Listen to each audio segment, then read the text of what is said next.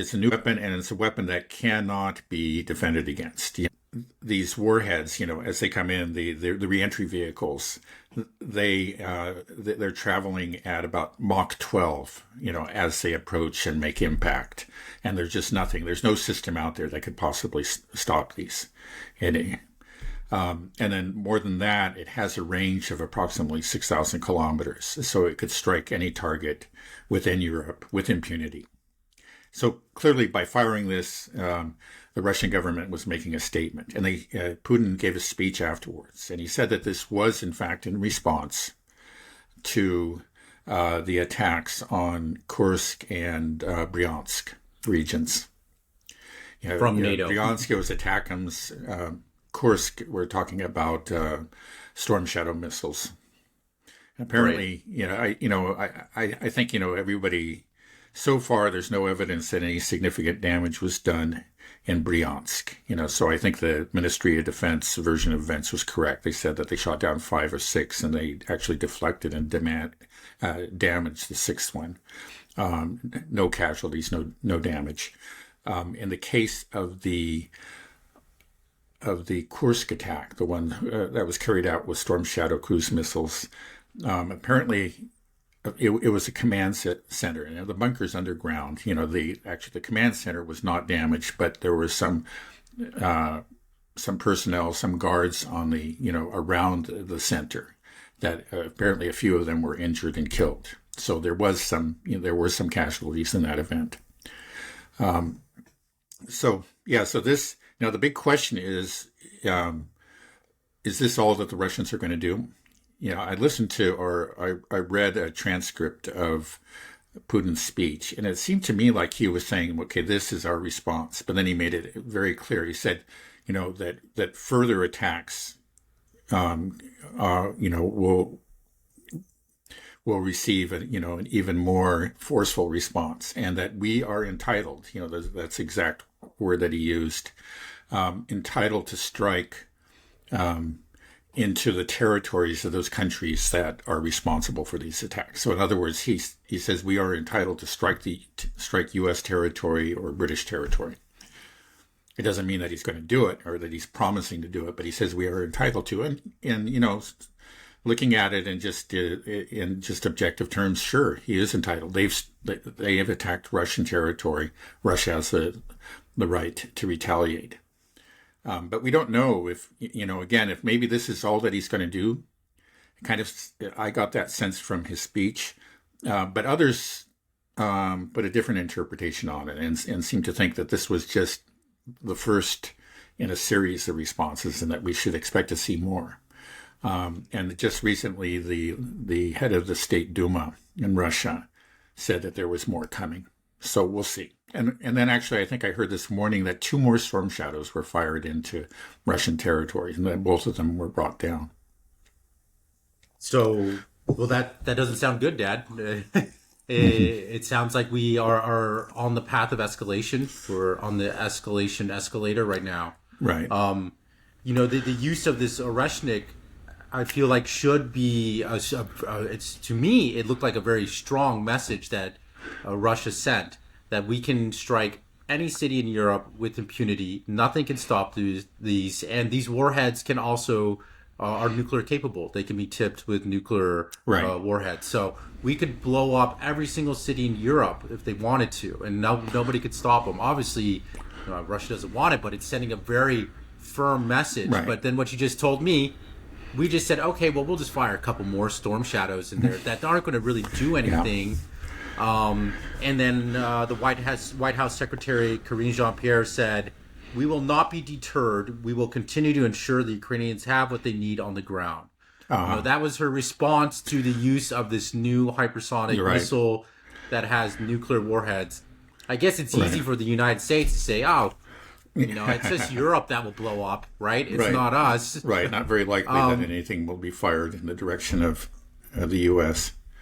Right. So this response by Russia, first of all, was this on your bingo card? Did you see something like this coming, or? Well, I was saying that I expected a very measured, a very limited response, and the reason that I gave was that Biden is a lame duck president. and Trump is coming in, and Trump and his people have already voiced disapproval of this new policy of the Biden administration. So the Russians are aware that starting January 20th, there is likely, it's not certain, because a lot of times we find out and we expect a new administration to do something differently, and they say they will, but they don't. It's not certain. They may continue doing this, but there is reason to believe, at least to be somewhat hopeful, that these strikes into Russian territory will stop then, and the Russians, understand that. So I think I think they have to respond, but they're going to respond very cautiously. And again, that's just Putin's nature, right? He's saying, okay, you're escalating. We've already said that we're going to respond, but we're not going to try to pour oil on the fire. We're just going to, our responses will be carefully calibrated. They'll be proportionate. And so we'll see what that means. I mean, we've talked about the Houthis. There's a chance that they may supply some ship-killing missiles to the Houthis, but they may do something directly and strike, an ammunition depot or a command center somewhere in NATO territory. I mean, that's a possibility. Or people have earlier talked about maybe they could take out a satellite or one of these drones that's always flying over the Black Sea and monitoring, or collecting intelligence on Crimea. They might take one of those down. They have options. We'll see what they do. Well, why is the West not deterred at all? When I saw that footage of this Oreshnik missile coming down, I mean, it looked kind of like to me, almost alien. It almost looked like a portal opened up in the sky and zapped down, and then another one, and then another lightning bolts. I mean, they were clearly they were descending at just extraordinary speeds. It was quite extraordinary. Right. So for me, looking at that and just thinking that, well, if this was a nuclear warhead in there, just how terrifying that is. Right. And I just feel like if you're a European, somebody living in Europe, just like, why are we doing this? What? Right. This is scary, right? This could get real, Mm-hmm. And the response from NATO is apparently sent 2 more Storm Shadows that do nothing. So why? Yeah. No. Again, it just makes here? Right. Again, there doesn't seem to be, the military calculation just does not exist. There's no military logic to this.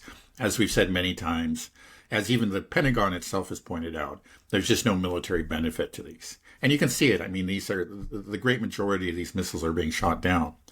And, if one occasionally gets through, big deal. It's not going to have any effect. It'll just be a tiny pinprick, against the Russian bear. But then the downside is huge, right? You have crossed a red line. You have provoked the Russians in a major way. The Russians do feel a need to retaliate in a way that could really hurt or at least humiliate, NATO.